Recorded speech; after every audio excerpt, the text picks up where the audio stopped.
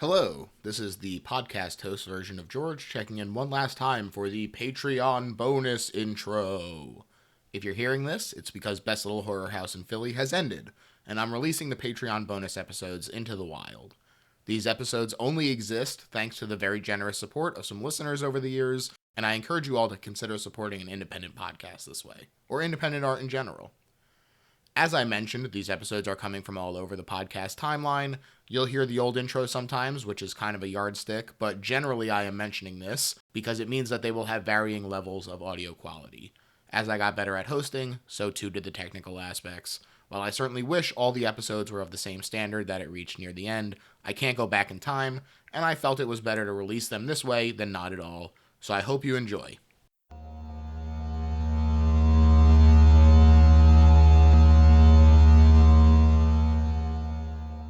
Hi, everybody. I'm George, and welcome to the first Spotlight episode of the Best Little Horror House in Philly.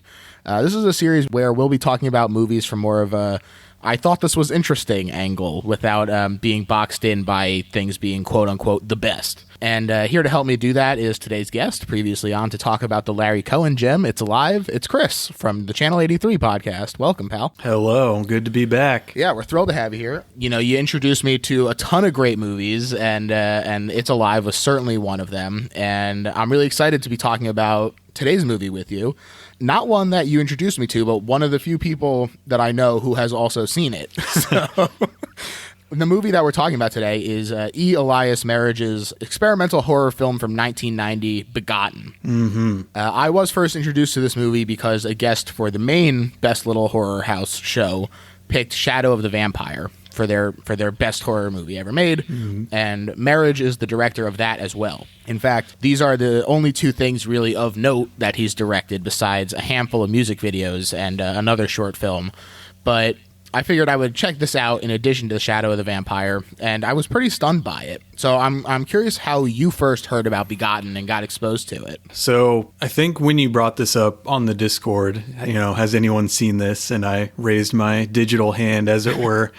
I think I had mentioned that in certain circles, this is like a legendary mythical status movie. And I was kind of surprised that you really didn't know anyone else that had seen it. So I think I kind of probably heard about this one not by seeing the movie as a movie, but more so that a lot of extreme music has really latched onto Begotten as a film. I think it really matches up aesthetically with a lot of the extreme metal or harsh noise genres of music. So those kinds of people really latch onto it. And it's one of those ones where I remember the last time that I saw this before rewatching it for this cast was in sort of that context. It was at a house party that was being thrown in some shitty house in a college town in Texas by a pretty well-regarded local noise musician. And this was on a TV in the background while there's people doing drugs, strobe lights, loud, obnoxious music. So, yeah, I mean, that's got to be how I was introduced to this movie. That's really funny. Yeah, I when I was doing a little research into it, I did see that was something that where it had sort of found a foothold. And the movie is already so abrasive that the idea of seeing it in that kind of context is I understand why it has found that foothold there, but it just seems like it would be overwhelming to me. It's a really intense movie. And it has sort of gotten this cult status that you're referring to, partially because of the quality of it. Mm-hmm. It is a good movie. It's well put together. It's really well done. But there's also sort of an allure to how difficult it is to find, Yeah. The movie couldn't get any distribution, not without, I'm able to understand why people weren't jumping all over themselves to distribute this movie. But Marriage wound up just booking one-off screenings at art museums and various festivals with a focus on transgressive and subversive film. And he does, in fact, continue to do that. So that's one of the few ways where you can see this in a strictly above-board way. Yeah, I mean, that totally tracks. That makes sense. Yeah. And it initially had no home media release at all. It was a deliberate decision by Marriage because he was like, I don't like having home releases. And eventually it did get an extremely limited VHS and DVD run because he decided that the soundtrack mix, which he wasn't totally thrilled with, he decided that it would be able to be elevated by him being able to go back in and make sure that it was set for this home video release. And both the VHS and DVD runs are obviously long out of print and were difficult to find even when they weren't out of print. Yep. And so it became one of those like copy cult movies where people sell and swap bootleg copies of it. You know, legally dubious versions of it are also hosted on various streaming platforms like YouTube, which has, of course, helped to increase the amount of people who've been able to see it. And this gray market stuff is so interesting to me because, of course, I think it's important for the artists to get paid for their work, but there's also an archival element to it where it could a movie like this could so easily be sort of lost to time without being hosted and copied and sent around. And I really am curious to hear your thoughts about this, since I know you've definitely experienced with movies like The Cat and stuff like that. Yeah, I think it's actually really interesting that you bring up that this could be lost to time. I think that's probably something we'll talk about a little bit later on. But yeah, I also think that whole thing is really interesting, the concept of a copy cult. And in fact, this time watching it for this cast was the first time I had ever seen the DVD version of it. Every other time I've seen it, it has been on one of those, maybe someone like 6 degrees removed had a legitimate copy, but I'm watching like a copy of a copy of a copy of it on a VHS. Right. So yeah, I mean, I definitely hear what you're saying with that. And so, as with like many experimental films, which this definitely is experimental, Begotten relies pretty heavily on audience interpretation. And Marriage was pretty nervous about it. He's on the record as saying, quote, "When I finished the film, I felt sure it would be misunderstood and consigned to the underground again. I see it as a very serious, very beautiful work of art. But when it was first finished, I was always thinking, what if everyone just laughs? What if they don't see anything in it? There's always that possibility." And of course, that's true of any art, not just experimental. But I think that it is, with a movie like this, where it is sort of meant to shock and evoke that emotion, it's particularly difficult for a director to be taken seriously because people have a hard time getting past the viscera and the shock of it. And, you know, to be able to not only stomach the visuals, but then to also be able to dig into it, I think is not always the easiest thing. And for a movie like this, it certainly seems like that would present a challenge for a lot of people. Yeah, I mean, it is definitely a challenging movie, and I can see why he would have those concerns, because I think it's one of those ones where, like, the meaning that you take, that is taken from it, hinges completely on whoever's watching it. Mm-hmm. And the sort of the abrasive and grotesque things that you mentioned, that quality led me to, in preparation for this cast, search to see if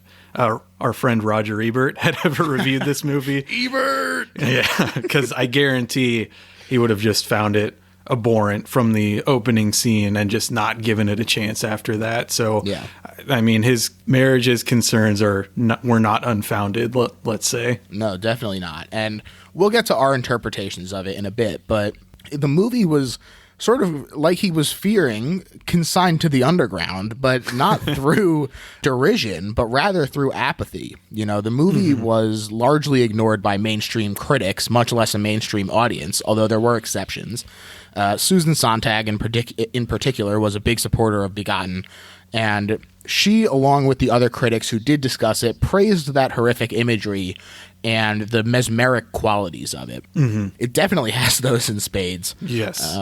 First of all, there's no dialogue. So all your attention is on the images with, you know, there's some, like I said, there is audio in it. It's not a silent movie, but it's all just like background stuff and ambient noise. But additionally, the movie is in black and white, which means, of course, there's a heavy emphasis on the shadows and light interplay. Right. And this is used to particularly great effect with the film quality because it kind of like fuzzes out with extreme contrast, and you like sort of strain in and really focus on what it is that you're looking at, only to sharpen again on some like really fucked up shit. And I think that it's done so well in terms of drawing you in, and that mesmeric quality that I was talking about is really, I think, it's fascinating the way that he manages to pull you in on something that is grotesque and is violent and all of these things that, maybe would be something that you would ordinarily look away from. He does such a great job of making it so that you do pay attention to it and look at it. Yeah, definitely. And I think that mesmeric quality, if we want to call it that, and I think that's a good way to describe it. I think that in particular is why sort of the harsh noise scene has latched on to this movie so much, because that music and this movie share that quality. It's that, harsh noise is something that if you just like experience it for 30 seconds, it's just static. But for the people that like it, you listen to it, and at a certain point, it's a lot like this movie where it overwhelms your senses. You kind of start to see or hear things that may not actually be there.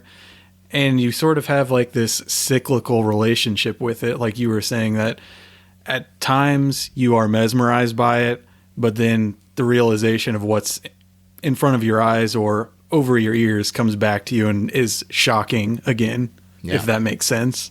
Definitely. And, this was something that he was deliberately going for as well, which, helps to make it more impressive that he was able to accomplish it, as opposed to just stumbling across it. Because Marriage said, this is another quote from him, "I wanted Begotten to look not as if it were from the 20s, not even as if it were from the 19th century, but as if it were from the time of Christ, as if it were a cinematic Dead Sea Scroll that had been buried in the sands, a remnant of a culture with customs and rites that no longer apply to this culture, yet are somewhere underneath it, under the surface of what we call reality."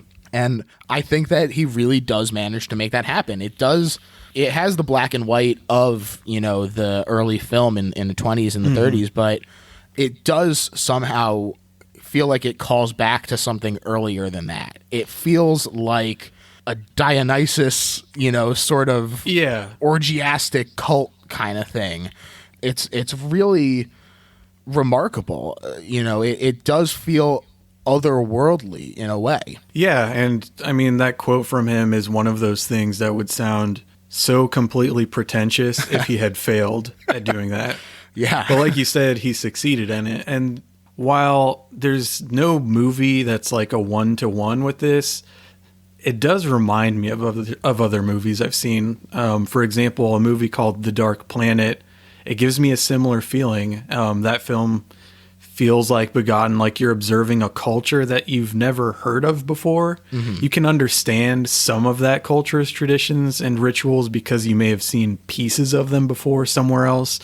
But there's just something that is off enough about them to make it disturbing. Yeah. And I think Cannibal Holocaust is also kind of similar in that way. Begotten has a similar voyeuristic quality like Cannibal Holocaust or other Mondo Cane films.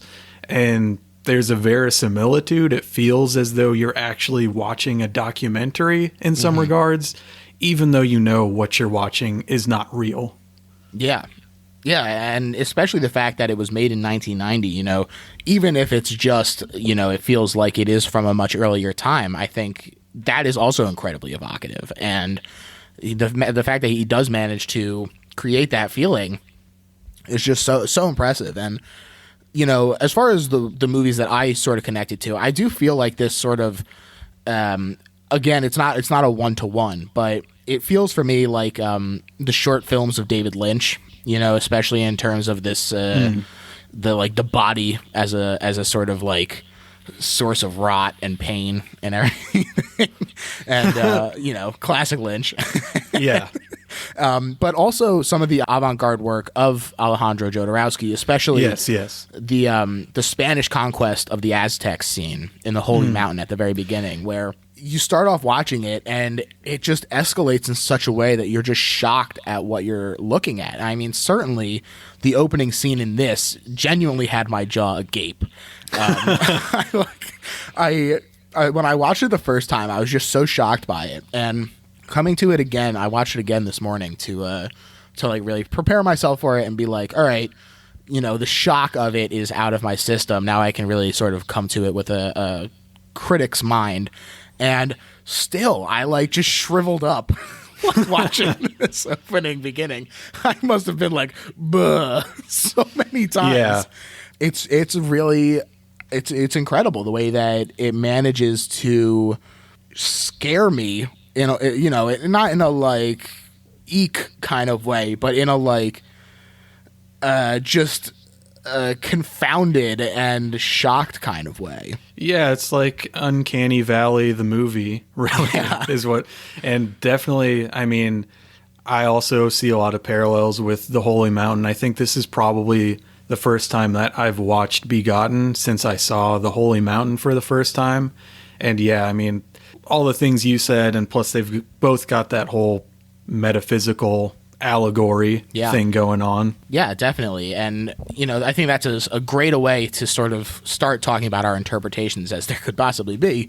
There are only 3 named characters in this movie. God killing himself, which is quite a name, Mother Earth, and Son of Earth. But there's also a group of nomads and like a nameless hooded being. They're behatted or whatever. And there's absolutely an element of like creation myth to it. You know, that much is pretty on the surface level, with God killing himself, and Mother Earth sort of emerging from him. And like you said, it does feel like the kind of thing where you're like, okay, I have seen pieces of this culture before. You know, this birth through violence has happened across several mythologies. I personally am most familiar with Greek and Cronus castrating Uranus, which caused the birth of giants, the Furies, and nymphs, along with the goddess Aphrodite. And, you know, it's the kind of thing where you're like, okay, this does feel like a mythology that I haven't heard before, but have seen similar things to. Yeah, and I mean, I was raised Catholic. I'm not a religious person, so that's kind of the lens that I see a lot of it through, is that there's a lot of focus on bodily grotesqueries, eating of flesh, and sort of that type of thing, sons being sacrificed. It all reads very, very Christian, but only in like very small pieces. Sure, yeah, and I mean, he gets buried and comes back and everything, so I definitely see that as well. And like you say, there is sort of this mother of God element where the Mother of Earth uses the corpse of God to inseminate herself and gives birth to the Son of Earth, who is disfigured and convulsing. And it's wild how there are so many different unsettling aspects of this movie. There's the scene of God killing himself, which is violent and awful, and you know, it ends with his bowels loosening and just like a pile of shit falling to his feet, and you're like, I can't believe what I'm watching. And then, you know, her using the corpse to inseminate herself, and so there's sexual disquiet as well. And then for the Son of Earth, the result of this to be like just screaming and squealing the whole time, you know, convulsing. That's where the audio really starts to work with the visuals as well.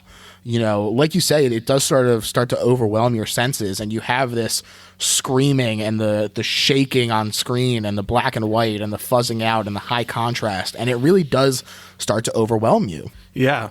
And one thing I think that's interesting that I just thought of while you were talking about that is that I guess the birth of Mother Earth is like the only thing in that first scene that's not completely disgusting, which is kind of weird because in real life, you know, birth isn't the most pretty thing to look at. No. But she, in a very theatrical, like meaning like as if it were a theater play, she's born by just like emerging from a curtain or emerging from God killing himself's robe. Right, yeah. She just kind of pokes out from underneath it.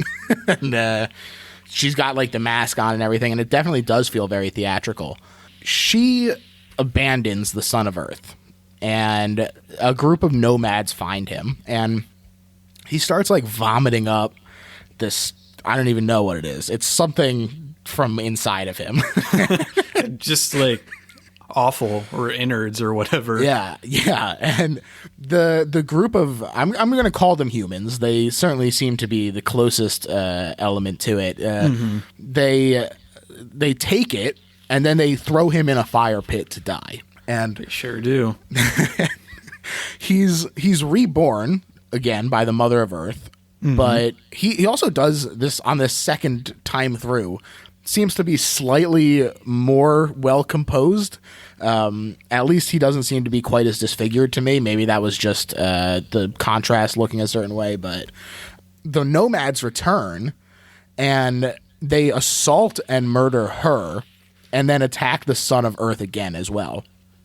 And he does wind up being left alive, but another group buries the Mother of Earth and then kills him and buries him with her. And time passes, and eventually their graves are covered in flowers. And so some interpretations that I was reading regard this death and rebirth as like a parallel to the seasons. And I saw one in particular that was talking about how the growth of crops can only happen through the pain and toil of humans reshaping the earth. And, you know, that there is no birth without pain. To me, I think that it is more about our exploitation of the earth. And a lot of this for me is coming from sort of the insistence on what the Mother and the Son of Earth give us not being enough for these groups of humans. Interesting. Mother Earth gives us this imperfect being who provides gifts for humanity. We take those gifts and then we kill him anyway. And when he's reborn, we take everything nature has to offer and then kill not only him once more, but the Mother of Earth as well. And sure, at the end of it, we get flowers, we get a harvest for the humans, but only by visiting this horrific violence on nature who attempted to provide for us on their own terms. You know, things like the Dust Bowl, where they come about because we, you know, use the earth beyond its limits and, you know, fracking and searching for natural resources in a way that damages the ecosystem and everything. To me, this movie calls to mind things like that as opposed to sort of, well, we have to do it for the sake of getting our crops. And so I'm really curious to hear how you sort of interpreted the movie as well. Yeah, I think that's really interesting. I think, you know, for me, I don't really think of it in those terms. I think the way that I think about it is, I guess, a lot more simple. I kind of just think of it of just like this cyclical nature of society of, you know, man cannibalizing himself, constantly destroying everything, and it just keeps happening again and again. And that is basically the whole history of humankind. Yeah, I mean, I think that you're right. I think that is a really great way to look at it as well. And that cyclical nature of it is on display and is also pretty depressing. It's funny. I mentioned this on the Discord as well, where I just rewatched Harlan County, USA today. Yeah. And if people haven't checked that out, I think it should be required viewing. Everyone out there, go check out Harlan County, USA. But I was shocked that that movie is 45 years old. Like, the way that people treat each other and the way that people are viewed as less than, and, you know, this cyclical nature that you're talking about how people consume and destroy and you shove other people down in order to lift yourself up, no matter what the cost to those other people are. In this case, murder and destruction and everything. I think that is a really great way to look at it. You know, maybe mine is way too specific, and marriage would be like, "What the fuck are you talking about?" No, I mean, I think yours is completely valid as well. I mean, obviously, I don't think there's one way to interpret this, but I think to build on that cyclical thing we were just talking about, I think that history repeating itself is why you can simultaneously see Greek mythology and Christian mythology in it, because it's all the same shit. Yeah, absolutely. And so, in conclusion, I mean, I don't even really know how to wrap this up. I guess asking if you would recommend this movie to people. Well, I mean, that's kind of a hard question. It's one of those ones, would I recommend it? I'm not sure. I feel like this is kind of one of those movies that I don't talk about unless someone else brings it up.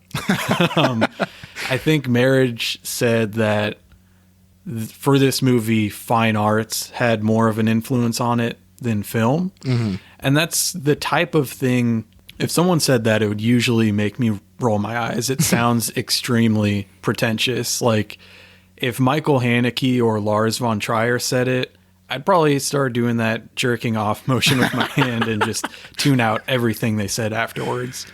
But for this movie, I think it makes sense. I can see where Marriage is coming from with that. It obviously does draw from film. It'd be impossible to make a movie that isn't somehow informed by film history, but I believe Marriage when he says that cinema isn't the primary reference for Begotten. I don't think he's just putting on airs. So with that being said, everything I just said also sounds super pretentious.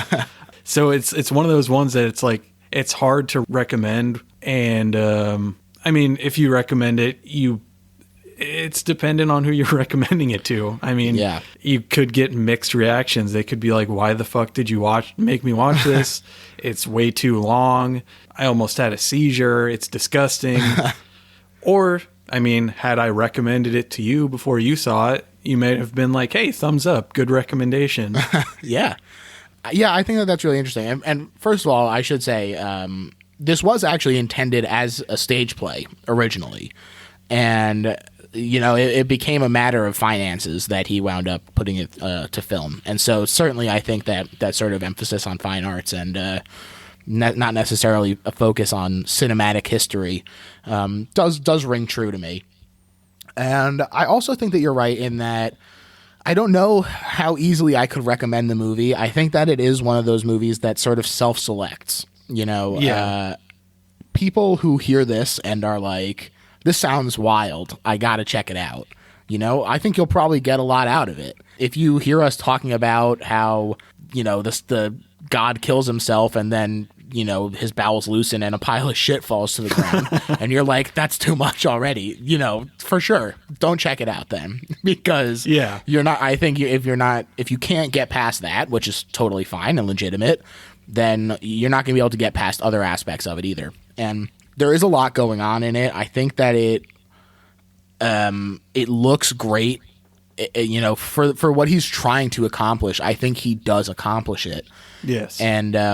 And so to that end, I think I would recommend it as like, if you're interested in it, check it out. Yeah. I mean, it is a hard thing to even recommend, but what I will say about it is that if you are going to watch this movie, if you have any interest in experiencing it as it was meant to, out of all films you're going to watch, for this one, hide your fucking cell phone. Yeah. Take your cell phone away from yourself, because if you find yourself checking the time or Facebook or whatever the fuck, you will completely miss out on the unique mesmeric quality that we were talking about earlier. Yeah, absolutely. And, you know, I'm happy for Marriage that he feels like he was successful in his endeavor. This did, in fact, lead to his directing of Shadow of the Vampire, because Nick Cage saw it and was very impressed. And so real recognize real. That's right. That's absolutely right. And like I said, it is hosted on, you know, some streaming websites and stuff. So if it's still there when this episode goes up, I will include a link to it on YouTube for people to check out if they feel so inclined. Otherwise, I guess that's it. You know, Begotten, thumbs up from me, I guess, but a hesitant one. Yep, same here. Chris, thank you so much for coming on to talk about this movie with me, man. And thanks again for watching it again. And, why don't you tell people where they could check out your show? Yeah, you can check out our show at my Twitter handle is at channel83pod. You can check out the podcast at channel83.video. George has been a guest on there several times, so be sure to check those out.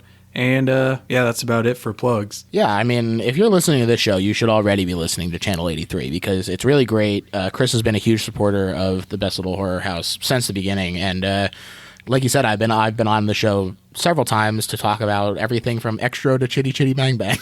So really, you'll get the full gamut, and you know, that's it for me. So thanks everyone for checking us out. See ya. Bye.